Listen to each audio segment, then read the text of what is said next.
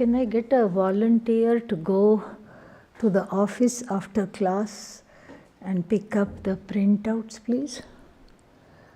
Only one. Very nice of half the class to raise their hands. I appreciate it. One. You have to go to the office anyway? Okay, yeah. And if it's not ready, ask them what time it's ready and then go pick it up. All right? Yeah, thank you. Om Sahana Vavatu Sahanau Bhunaktu Sahaviryam Karavavahai Tejasvinavadhitamastu ma vidvishavahai. Om Shanti Shanti Shanti. Sadashivasamarambham Shankaracharyamadhyamam Asmadacharyaparyantam Vande Guru Paramparam. Dayakaram Dayakaram Dantam Dharma Pravartakam Pranamami Dayanandam Madacharya Param.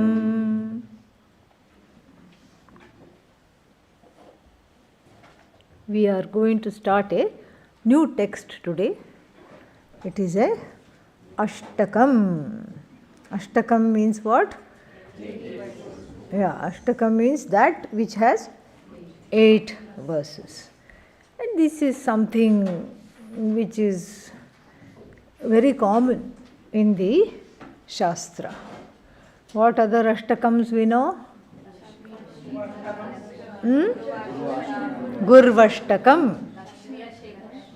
Gurvashtakam. What else? Totakashtakam. Totakashtakam. Lingashtakam. Very nice. Yes. So the Ashtakam has an abiding presence in the Shloka literature as well as Vedanta literature. It all depends on what the person, the author, wants to convey. So sometimes you can even have Shatkam. What is Shatkam? 6. Group of that which has a group of 6 verses. That's called Shatkam. What are some examples of Shatkam? Yeah, of course. Chidananda Rupaha Aham, Shivaha Aham, Nirvana Shatkam. And then we have also Panchakams. Yes. It's all, see, Vedanta and Sanskrit together, both of them almost have a competition for brevity. Like how with very little, effort, how I can, with very few words, how I can communicate the knowledge of the whole. So Panchakam means pentad, quintet, however you want to put that, which has 5 verses. What are some examples of Panchakams? Sadhana Panchakam. Then Manisha Panchakam, then Maya Panchakam, Vyati Panchakam, Kashi Panchakam, Pancha Panchakams. We have counted 5 Panchakams. So like this is just a practice, and everything, as we know, is written in verse format. To be able to commit it to memory and to be able to also enjoy it. All right. And so this one, what is its name? It's got a very long name. What is the name? Doshapariharashtakam. Incidentally, it's only one word. Okay. So Doshapariharashtakam. And what does it mean? Doshapariharashtakam. Dosha means fault. Yeah, fault, problems. Dosha means problems. And then Parihara means removal, or even better, remedy. Remedy. Parihara is remedy. You go to the astrologer, they will say, your Shani is in the wrong place. And then you will ask, what is the parihara for that? Parihara doesn't mean removal, because you cannot remove Shani and put him somewhere else. Too late for that, okay? So what is parihara? Remedial measures is called parihara. Upaya, parihara, remedial measures. So then in 8 verses we have remedial measures for fault finding. Fault finding. Because fault finding is everybody's default hobby. See, even there one fault has to come. It's a default hobby. It's a hobby induced not by what would I like to do in my spare time. It's a hobby that is inculcated by habit. It's a habitual default hobby. In fact, what brings me to Vedanta, what brings anybody to Vedanta, is this sense of something is not right. Where is something not right? Me. What else is there but me? Something, I feel a sense of not rightness. There is a sense of dis-ease, means things are not easy. And therefore what? Therefore, if one is a little bit introspective, one will want to remove this sense of dis-ease centered on oneself. If one is not introspective, this sense of something is not right gets easily transferred to the other jivas. I am like this because you are in my life. Simple, very simple. If you were not there, my life would be eminently better. This is the feeling. Whether we are very polite now and we have studied almost 3 months of bar lagatar Vedanta, means continuous Vedanta. So we won't articulate it quite like a regular person off the street, but the feeling is there if we are honest with ourselves. You over here and you over there, you are cramping my style. If you were not there, then my life would be eminently better. I don't have to remove the sense of dis-ease within me. I have to just remove you from my life. Then it will all be okay. And then the sense of this dis-ease also proliferates where? Into the Jagat. Let's not forget, Jagat is, my own body also is part of the Jagat. Jagat is not outside, it starts with my own body, mind, sense complex, crafted with the 5 elements. That's why the Upanishad says crafted with the 5 elements, because the 5 elements are the most objective things in the universe. You know they are not out to get you. But then, what do I feel? Everybody feels at some point of this body is out to get me. My mind is my greatest enemy. We are studying that in the, what's its name? 6th chapter. Atma eva atmanoho ripuhu. I'm my greatest enemy. My body is my greatest enemy. My mind is my greatest enemy. And so many things are inimical to me in the Jagat. In the Jagat, what is there? Everything that is there is out to get me.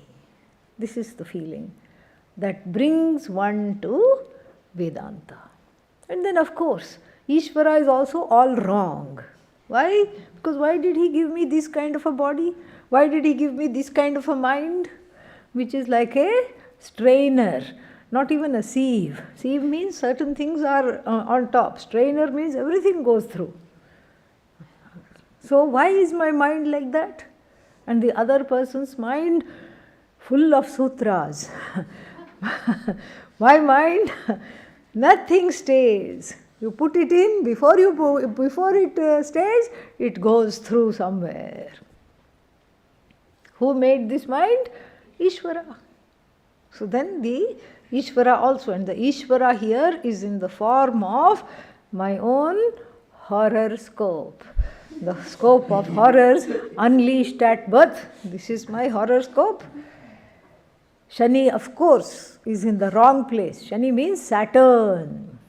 And not only Shani is in the wrong place, it keeps returning. They call it in, what is that? In Western astrology, they call it Saturn return.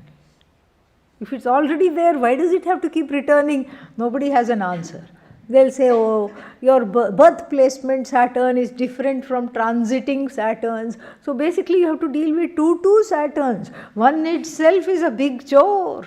Two Saturns. One is sitting in the wrong house from birth. Okay? And then the other one is keeping on going around. Every 2.5 years, the blessed fellow moves. All right? And then the Saturn is inimical in almost all houses from the ascendant, except 3rd, 6th and 11th. But that's only 3 out of 12. Okay? So in 30 years of a lifetime, because 30 years he takes to go through all the zodiac signs, in 30 years you can have only 7.5 years of a blessing Saturn. 2.5 times 3. Yeah. What do you feel like doing? Getting up and leaving. That's all. What's the use of Vedanta in this kind of a situation? Nothing is going to work. And same thing with all the other planets. There is the natal planet sitting in the house when you were born, and then that same planet also keeps moving, transiting. So the horoscope is a photograph of where the planets were at birth, and they will be exercising their influences and their limitations, and then what? And then those planets keep moving and connected to this and that and everything, and then one feels one is in the total spell of Ishvara. Ishvara in the form of planets, it's not a small thing, it's a very big thing. That's why the planets have all temples. There are temples for every planet. And then one is advised to go there if there is an afflicted particular planet.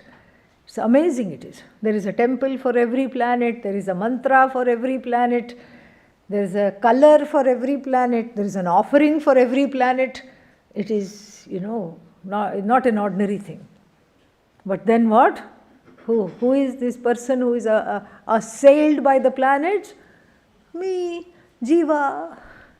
And then this is what, when nothing works. If everything was working, then Vedanta would not be chosen. When nothing works and I am brought to the edge of a precipice, behind me is a lion, okay? And it's licking its lips as soon as it sees me, and it's growling softly also, ready to pounce. Before me, in front of me, is a vast cliff. Nice for taking selfies, but dangerous, because if the tiger advances, then what option do I have? I have to, take Bhagavan's name and jump. This is when I think, okay, maybe there is a way out. So I look around when the tiger is little bit, tiger, lion, whatever, big cat is a little distracted. I look around, oh, there is a Gurukulam. Let me go there, or there is a Guru teaching. Let me go take Sharanagatihi. Sharanagati means what?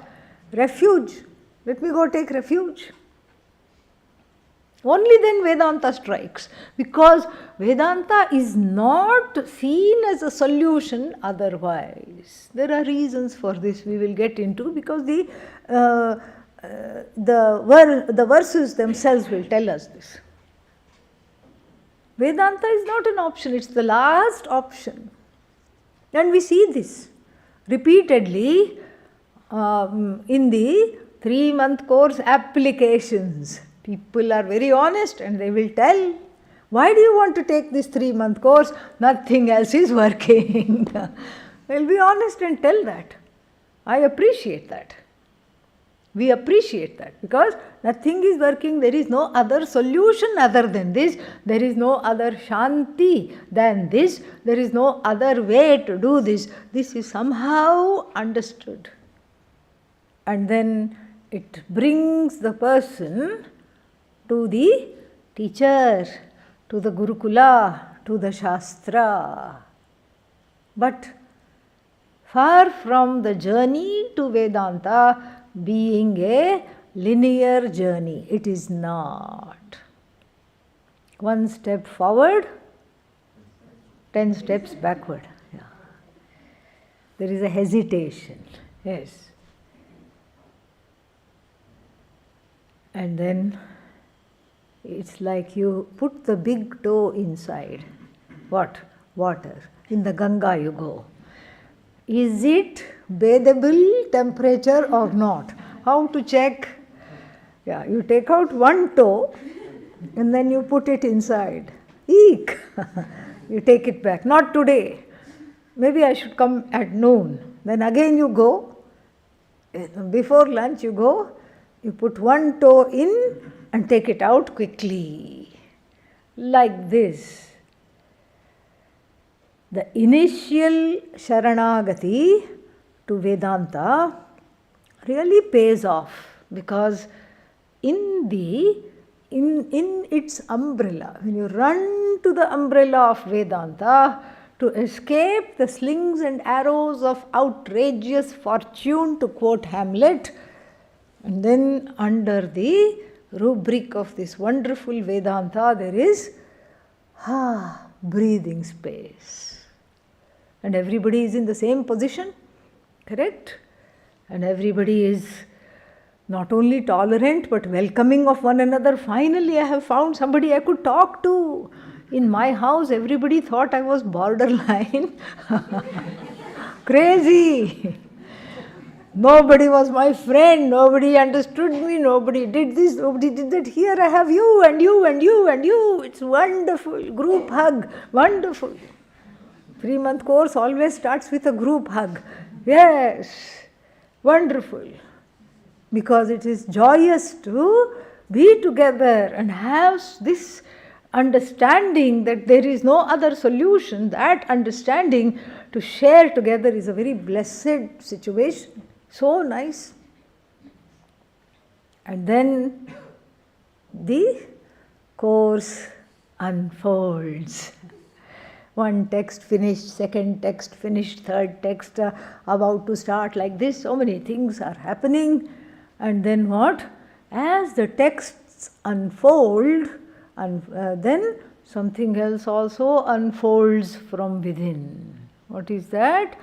Ahankara, which was rolled up, like a mattress, and then kept aside to come here, also starts to unfurl. Yes.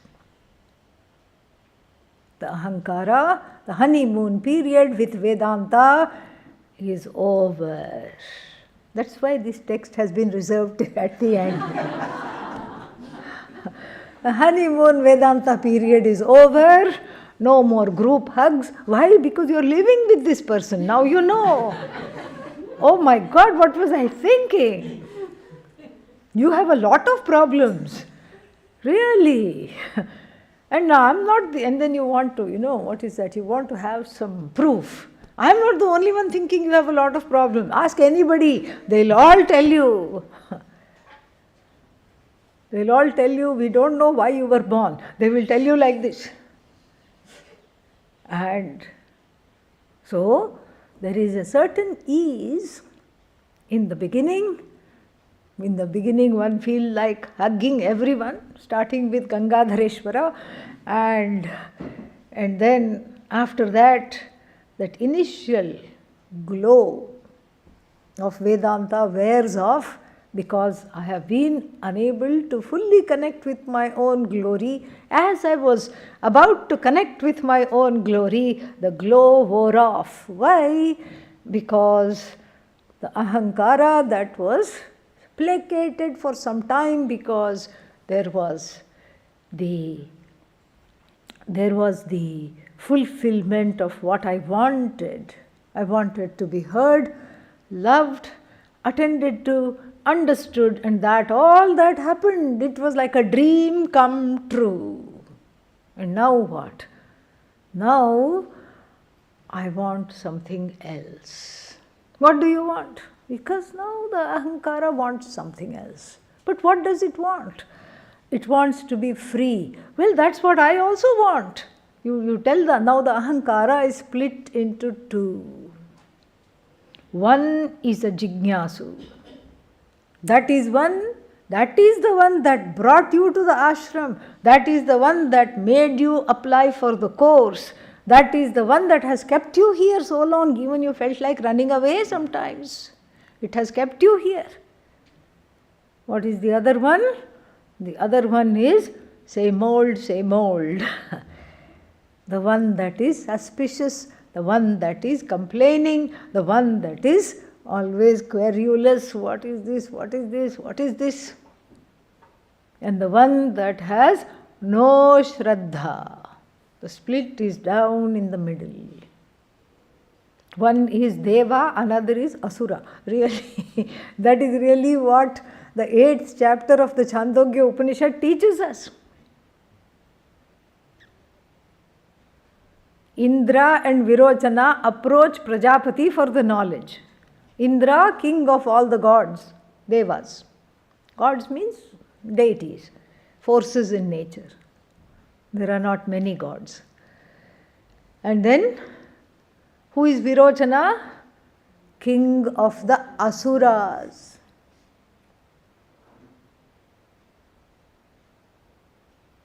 Sometimes the names that people get are very interesting because they apply either way.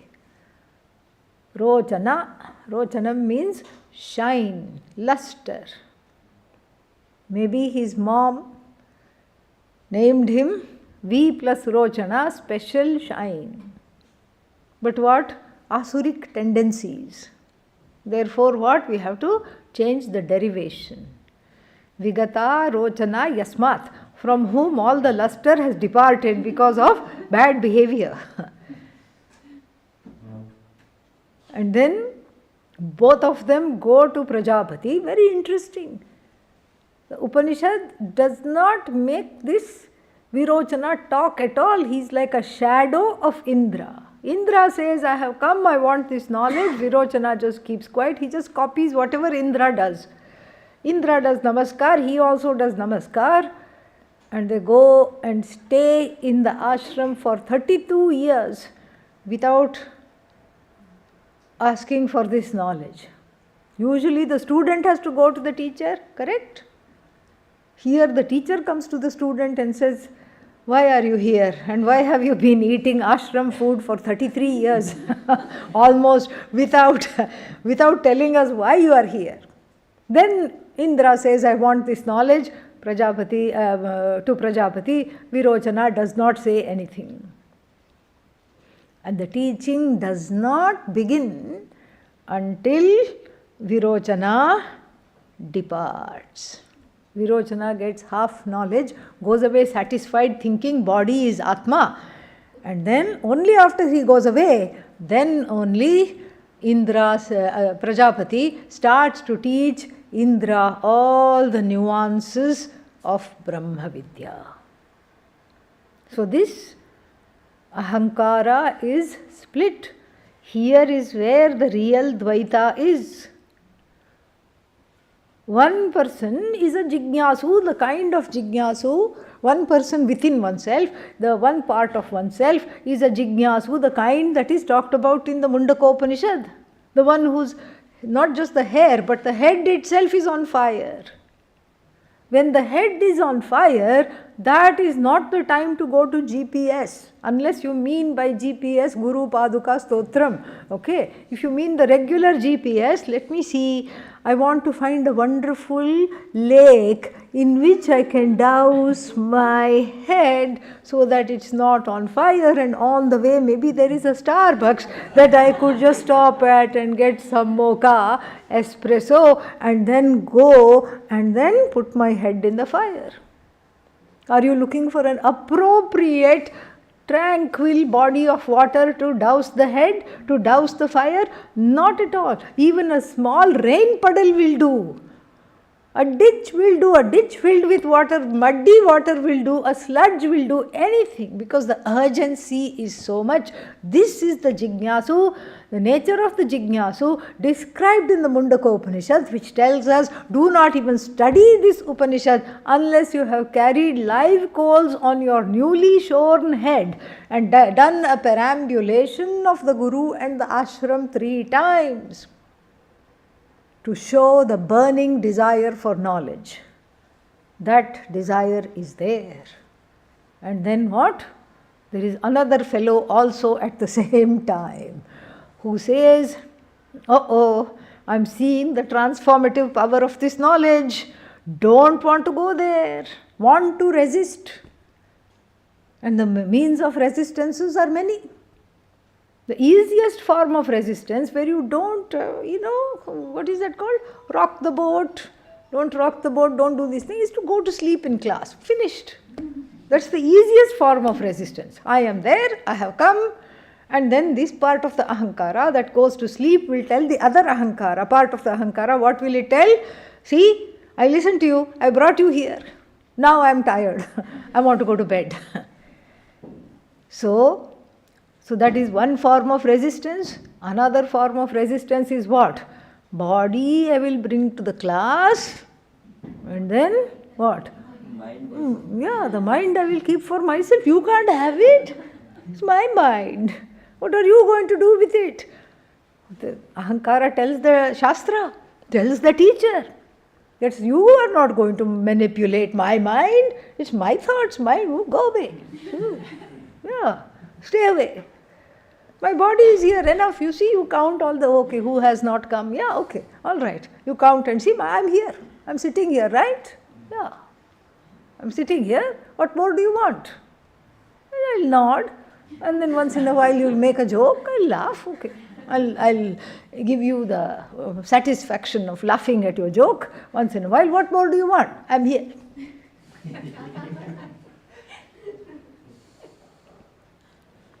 So the Jignasu, with a burning desire of knowledge, is accompanied by this unsavory entity, both of which are working at cross purposes with one another. What is one wanting? Knowledge, knowledge, knowledge, knowledge, knowledge. When? Yesterday, all the time. Now, moksha, now. And the other one is saying, you know what? This moksha is dangerous because I have to give up every single thing. I can't keep anything for myself. And all these rules, get up like this, go here, go there, do this, do that, seva. It's not seva, it's sleva. And this, what is this? Why I have to do this? Why I have to get moksha only this way? Why can't I just be free? That's what moksha is. The other one tells moksha means freedom. No, I want freedom from moksha. That's the ultimate freedom. Because freedom from moksha is freedom from everything, including moksha. And the Jignasu, it's a Vedantin, sadhu type ahankara. Sits down quietly because it's just tired of the sheer force of the other fellow. Both of them are where? Right here. There is an internal conversation. Go to all the classes, this one says. Listen to everything. But don't give your heart to the Shastra. Why not? You will become mad. Everything should be in balance. Little bit of samsara, little bit of moksha, everything on the plate. This is a buffet.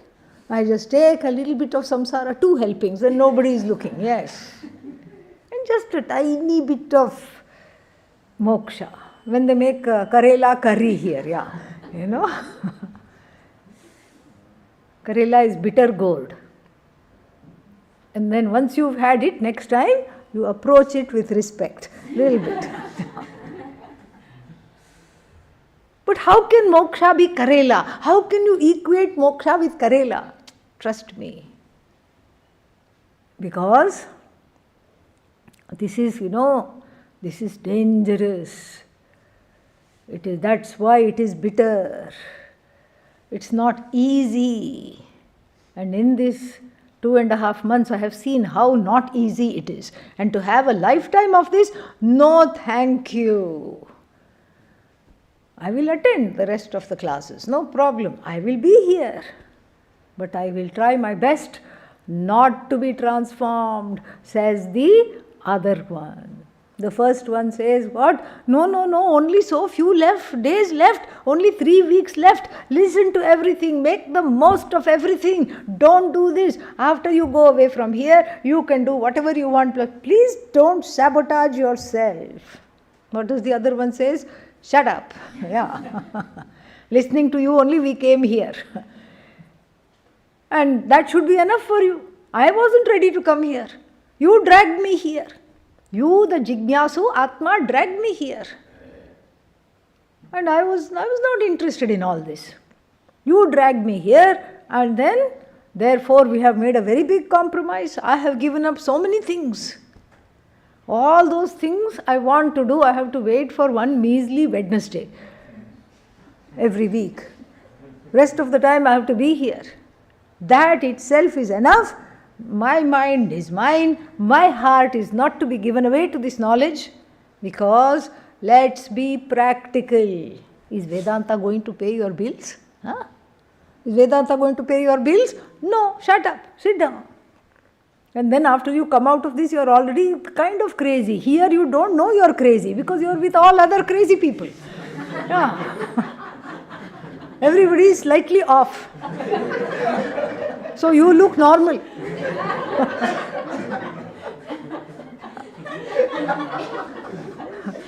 You go outside, you will find that nobody knows how to relate to you, and you also don't know how to relate to anybody.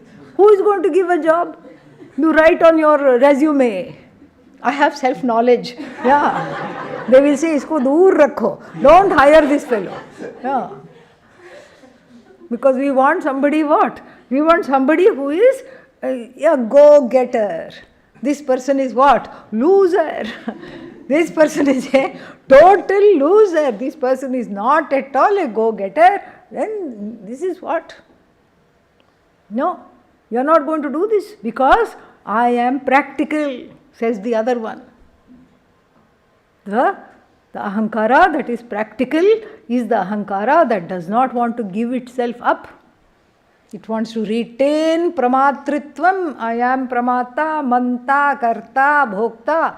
And the other one says, but yeah, the karta, bhokta makes you sad. Don't worry, I know how to get rid of a sadness. I'll go to a movie.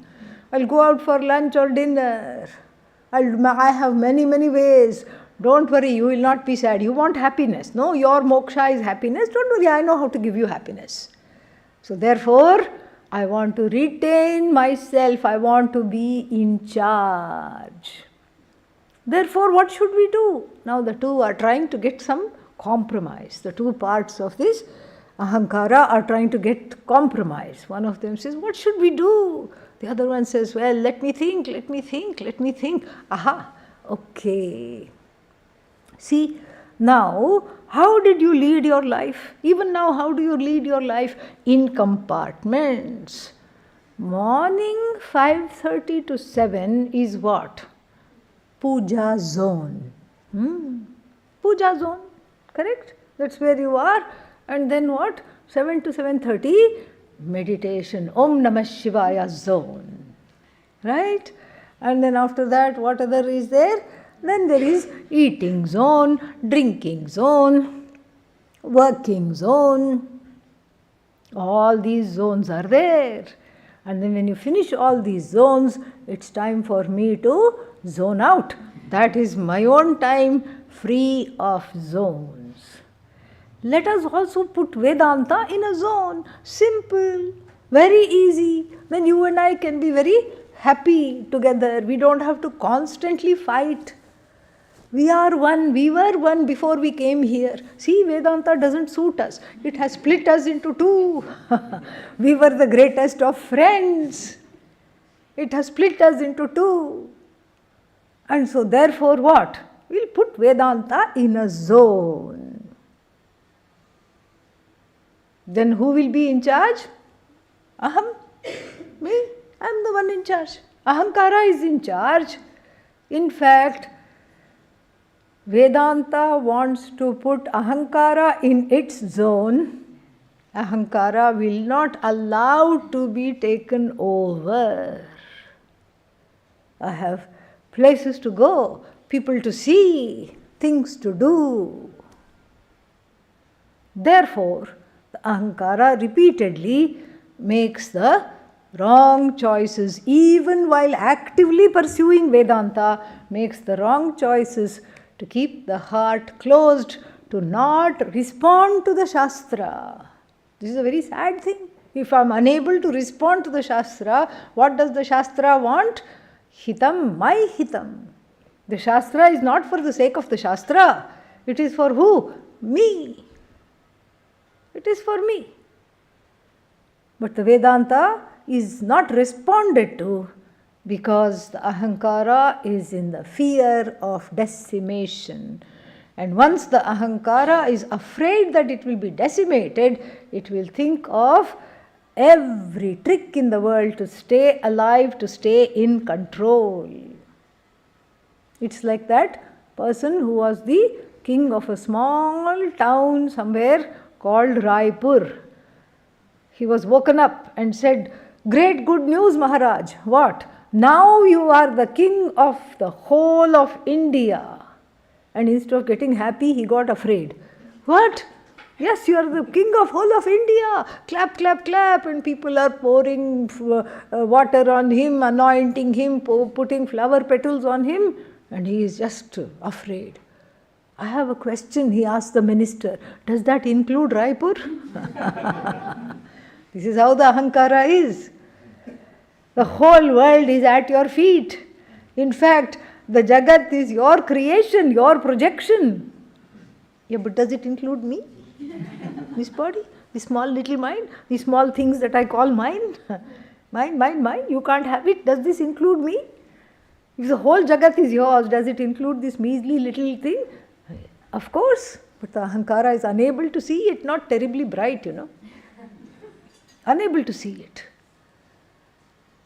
First wants to collect, mine, me, mine, and then afterwards cries, Anishaya shochati muhyamanaha.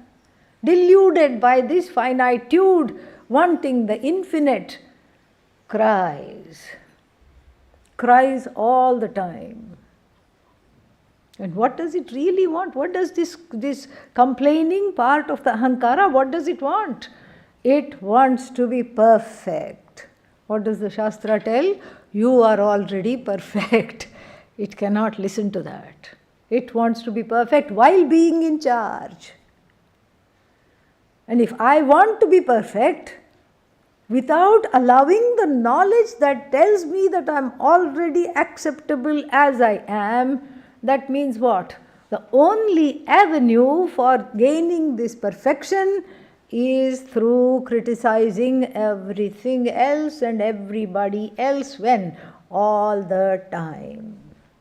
This is the problem. This is the Ahankara that guards itself, protects itself from growing, protects itself from getting transformed. And the two are like this. And then the person is kind of sad. What happened? I don't think I'm making any progress in Vedanta. In the beginning, I was very enthusiastic. I was ready to go from the get-go. And then now what? I find myself like the jeans I wear, jaded and faded. Yeah. Those jeans are very much in fashion. Faded and torn also. Yeah, more holes than fabric. And more expensive than the jeans that are regular jeans. Like the jeans, I am a jaded, faded jiva. The jignasu is under the spell of this one who says, I am the jnani. And the jignasu is also ready to give up now, because the jignasu is worn out by the other fellow's constant bullying, and then there are some hooks that are not resolved. So therefore I will not let myself get transformed. Oh, no transformation is possible. And by now some Gita has also been studied, and the other one starts to become the teacher. Manushyanam sahasreshu kaschid yatati siddhaye yatatam api siddhanam kaschin mam vetti tatvatah. 7th chapter. Yeah. But we are only studied chapter 3. No, I went ahead. Oh, see, I told you, I'm on it. So what did you quote? What does it say? Well, it says that out of the thousands and thousands of people seeking, only one seeks the Lord in the correct way, through Vedanta, through understanding this non-separateness. And out of many seeking in the right way, only one gets to know me wholly and entirely as himself or herself. What's the point? Close the book. Pack up, I tell you. You have a whole life to lead. You have to plan. You have to have plans. It is said that God laughs when we make plans. Yeah. Bhagavan thinks it's a big joke. Very big joke. Parikshit, the only survivor of the Mahabharata war, ran to Shuka, the son of Vyasa, because they in these olden times they keep attracting, either they keep cursing or we keep attracting curses. Yeah. He attracted a curse because there was one dying snake. You should just let, whether it's a live snake or a dying snake or a dead snake, what should you do? Let it be. That includes the coiled snake at the base of the spine also. Let it be.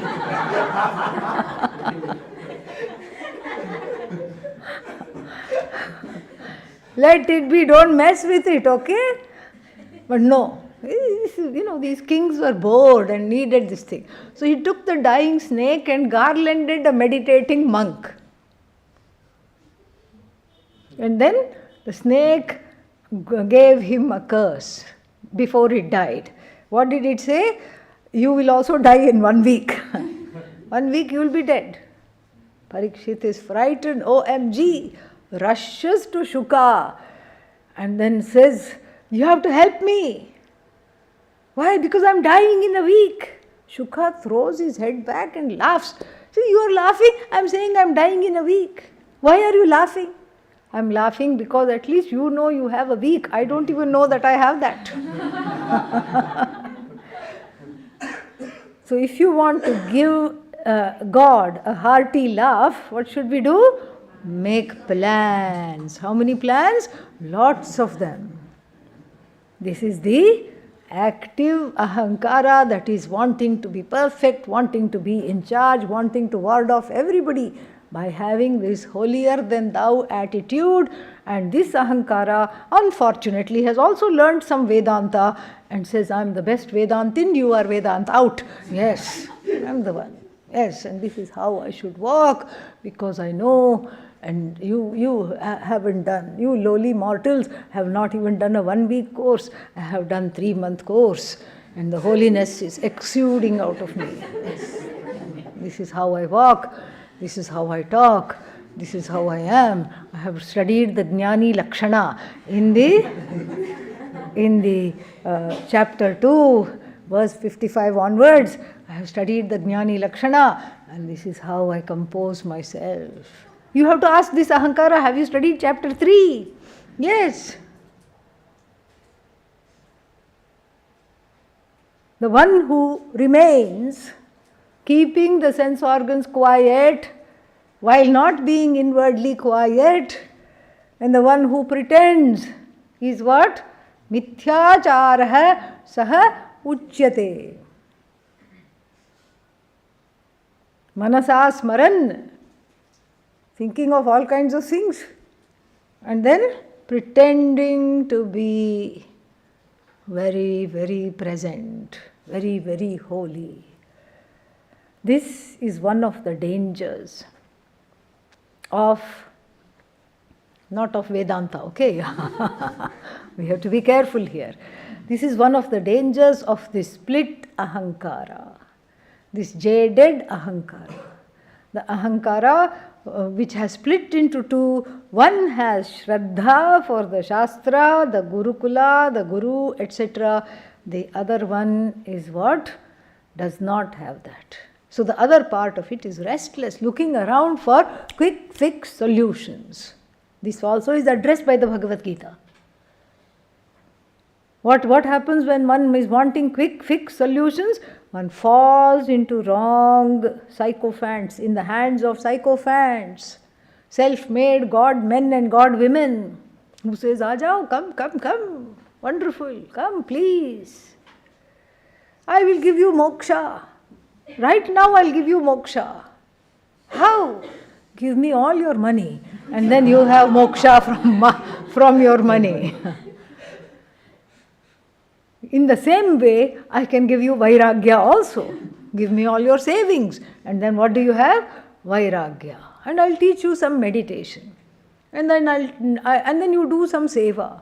Who should I do seva to? Me, of course. Yes.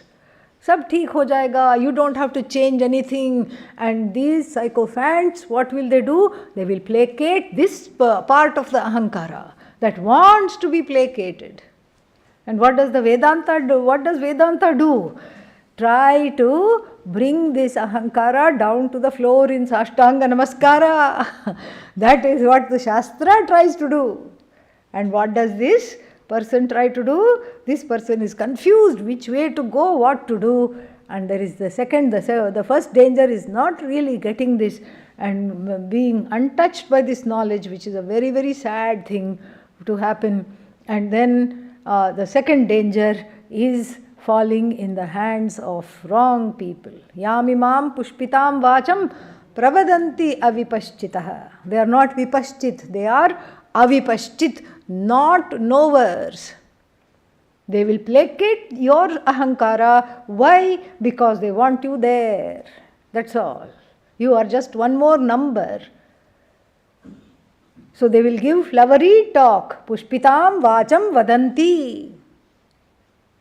And who are they? Committed to the first portion of the Veda. Vedavadarataha partha. Vedavadarataha. They are committed to all these rituals and this and that, and they say, do this, do that, you will be happy, do this spell. You want to be rich, do that spell. They will put you in a spell. That's what it is. You will be spellbound. And then they will say, there is nothing else beyond this. All that is there, go to work, come back, make money, get rich, get married, get children and grandchildren. This is your life. Na anyadasti iti vadinaha. And who are they? Kamatmanaha. They are the Purnavatara of Kama.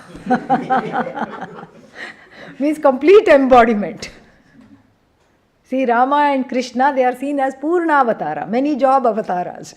And then Matsya, Varaha, Kurma, one job, Amsha avatara, something they make a distinction like this. So these people are Purnavataras of desire, Kamatmanaha. And where are they headed? Swargaparaha. They only want afterlife, Swarga.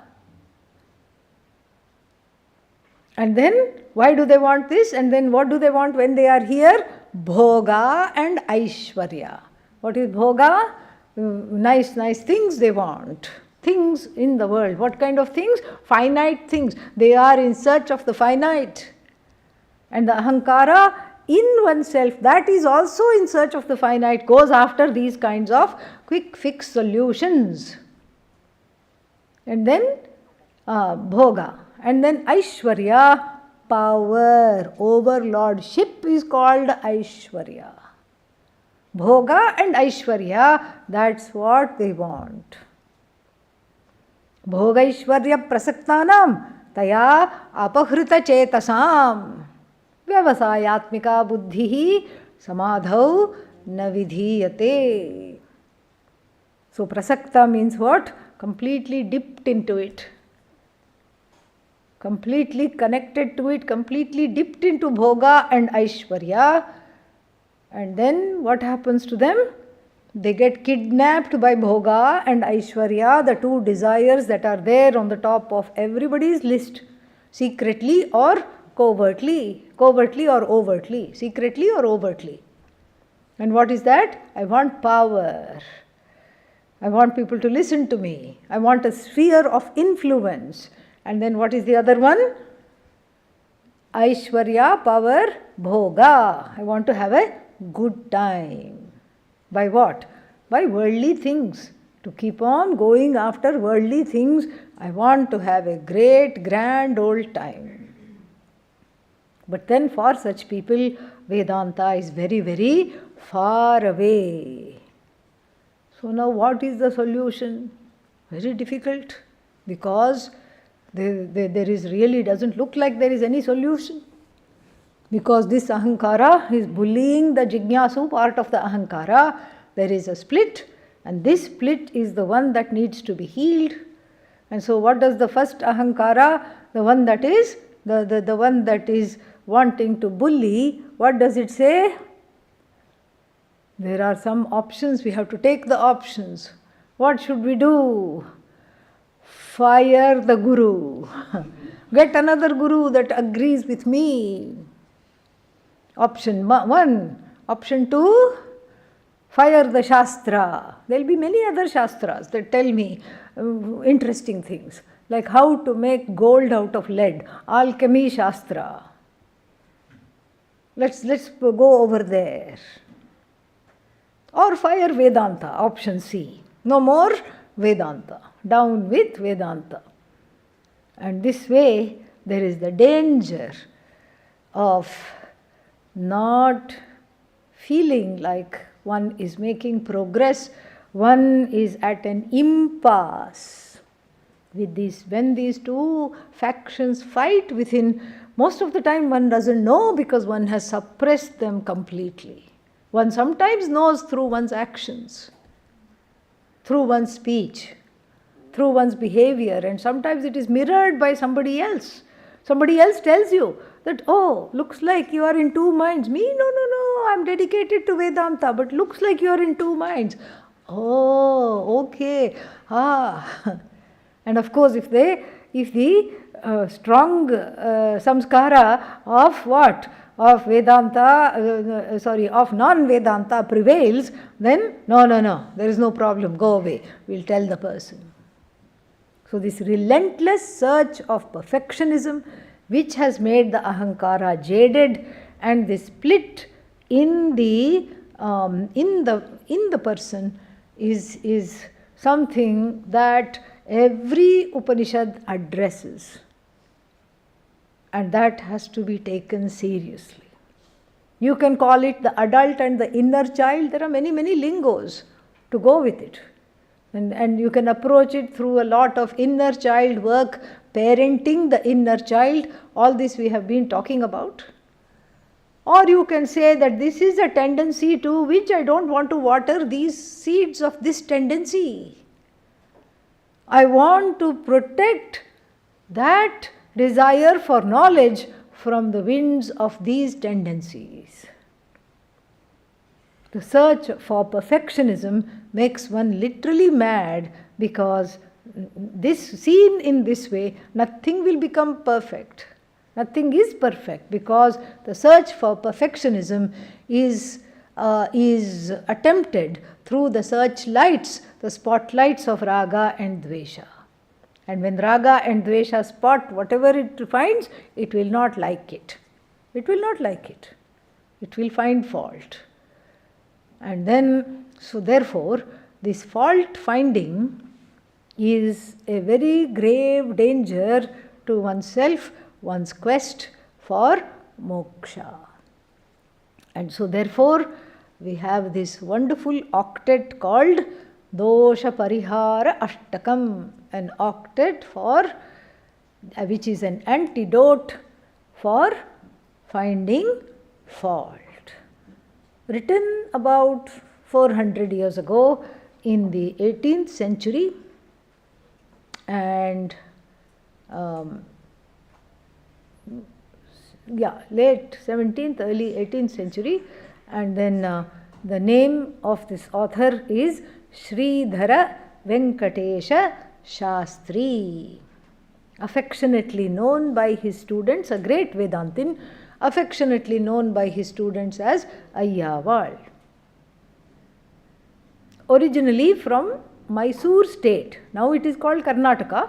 Ancient times, before the gain of independence for India, it was called Mysore state. It was a big area that comprised some portions of the current Tamil Nadu and some portions of Andhra Pradesh also.